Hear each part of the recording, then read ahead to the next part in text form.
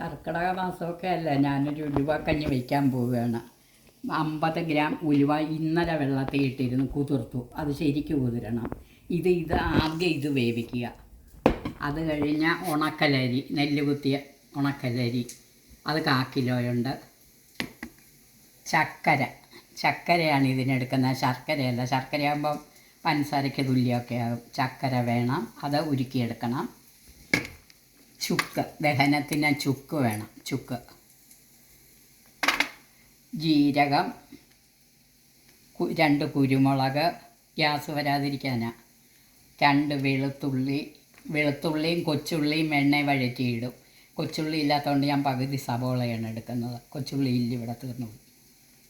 കശുവണ്ടി, കിസ്മിസും, അതൊക്കെ നമുക്ക് ഇഷ്ടത്തിന് കഴിക്കാൻ വേണ്ടി, ടേസ്റ്റിന് വേണ്ടി അത് നെയ്യ് വറുത്തിടും.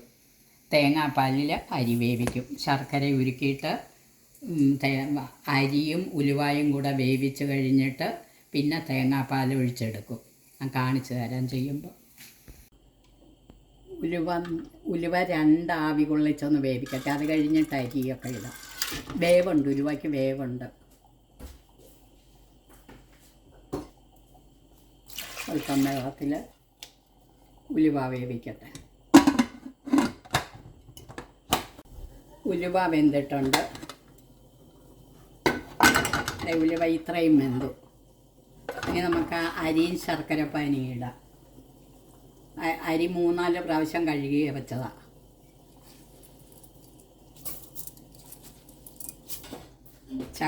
ചക്കര പാനി ഒഴിക്കാം, അരിച്ചൊഴിക്കാം.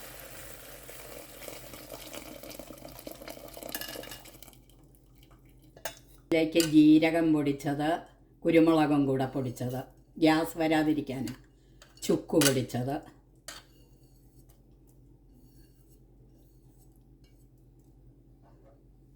ആണ് കേട്ടോ. അതല്ലാതെ ആവശ്യമില്ല. തേങ്ങാപ്പാൽ ചേർക്കുന്നത്, കുറച്ച് തേങ്ങ.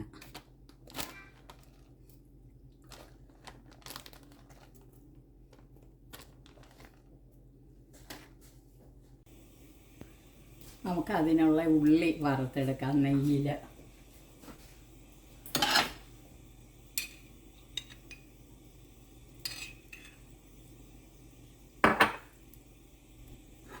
ഉള്ളിയും വെളുത്തുള്ളി,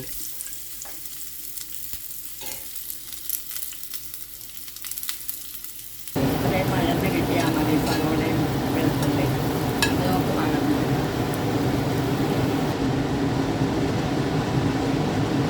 ഈ കശുവണ്ടി,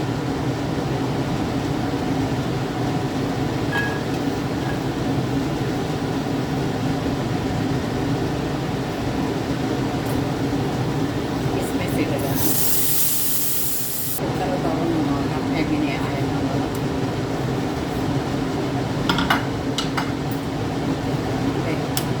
നല്ല ഭംഗിയായിട്ട് വെന്ത്,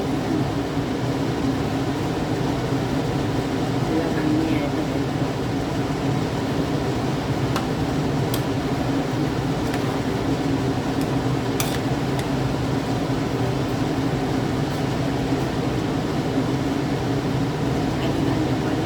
അരിയും ഉലുവായും ഒക്കെ നല്ലപോലെ.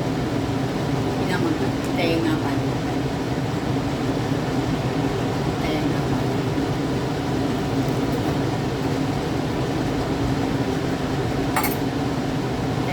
ഒഴിച്ചൊന്ന് ചൂടായാൽ മതി.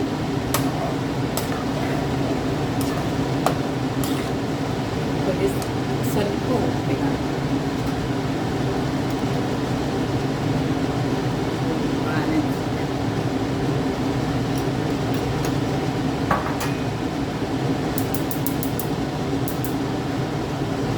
തിളയ്ക്കേണ്ട തേങ്ങാപ്പാൽ ഒഴിച്ച് കഴിഞ്ഞാൽ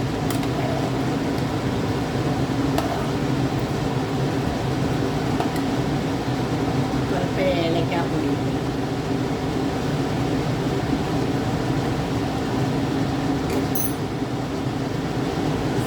ഉള്ളിയും വെളുത്തുള്ളിയും വഴറ്റിയത് അതിടും.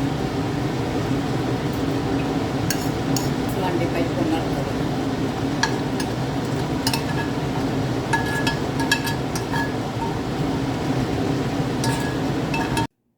നമ്മുടെ ഉലുവ കഞ്ഞി റെഡിയായി. എല്ലാവർക്കും ഇഷ്ടപ്പെടും, മധുരമുള്ളത് കൊണ്ട്.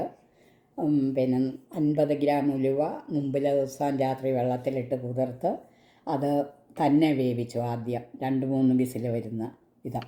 അത് കഴിഞ്ഞ് പിന്നെ ഉണക്കലരി അതും ചക്കരപ്പാനിയും കൂടെ ഇട്ട് വേവിച്ചു. ചുക്ക്, കുരുമുളക്, ജീരകം ഇതെല്ലാം കൂടെ അതിൻ്റെ കൂടെ ചതച്ചിട്ട് ഗ്യാസ് വരാതിരിക്കാൻ വേണ്ടി.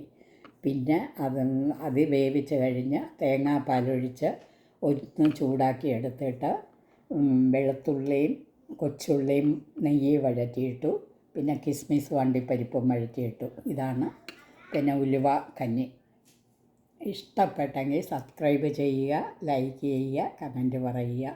Thank you.